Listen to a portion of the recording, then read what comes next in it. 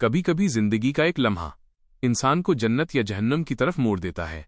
ये कहानी एक ऐसे गुनाहगार की है जिसने पूरी जिंदगी अल्लाह को भुला दिया, लेकिन मौत के साए में जब उसने तौबा की तो जमीन भी उसके आंसुओं से भीग उठी।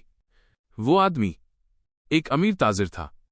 नाम था हामिद, लेकिन लोगों के बीच उसकी पहचान थी शराबी हामिद। दिन रात नशा, जुर्म और बुराइयों में डूबा रहता था।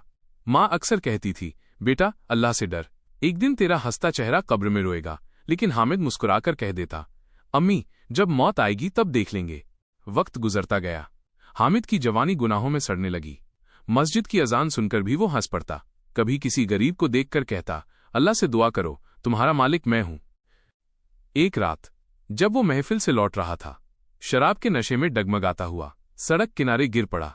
अंधेरे में एक बूढ़ा आदमी आया, झुककर बोला, बेटा उठो, रात गहरी है, मौत पास खड़ी है। हामिद ने आंखें खोलीं पर शरीर सन्न हो चुका था। सीना जल रहा था, सांसें भारी थीं। उसने कांपती आवाज में कहा, कौन हो तुम? बूढ़ा मुस्कुराया, मैं वही हूं जिसे तूने जिंदगी भर भुलाया, मौत का पैगाम लाने आया हूं।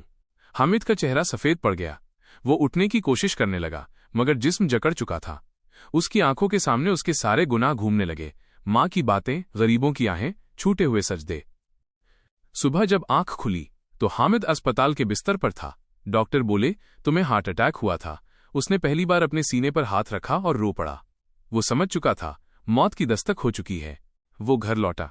सबसे पहले माँ के कमरे में गया। माँ कुरान पढ़ रही थी।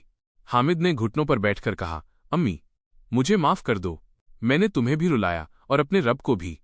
माँ के आंसू गिरे और उसने बेटे के सिर पर हाथ रखा। बेटा अगर अल्लाह की तरफ लौट आओगे तो वो तुझे अपनी रहमत में छुपा लेगा। उस दिन के बाद हामिद ने शराब की बोतलें तोड़ दी। हर दिन मस्जिद जाता, रोता, सजदा करता, तौबा करता। लेकिन जिंदगी का सफर लंबा नहीं था। एक दिन मस्जिद से लौटते हुए वो अपने दोस्त अजहर से बोला, भाई अगर मैं मर जाऊं तो मुझे किसी आलीशान कब्र में मत दफनाना, मुझे उस मिट्टी में रखना जहां मेरे आंसू गिरे थे। कुछ हफ्तों बाद वो बुखार से बीमार पड़ गया। 40 दिन बिस्तर पर पड़ा रहा। आखिरी रात उसने अजहर से कहा, भाई जब मैं चला जाऊं तो मेरी कब्र पर किसी को फूल मत चढ़ाने देना, बस इतना कहना। ये वो है जिसने कब्र में रोकर तौबा की थी। सुबह फज्र के वक्त उसकी रूह निकल गई। चेहरा ऐसा चमक रहा था जैसे किसी ने नूर से धो दिया हो। दफनाने के बाद अजहर ने लोगों से कहा, मैं इस कब्र के पास कुछ देर बैठूंगा।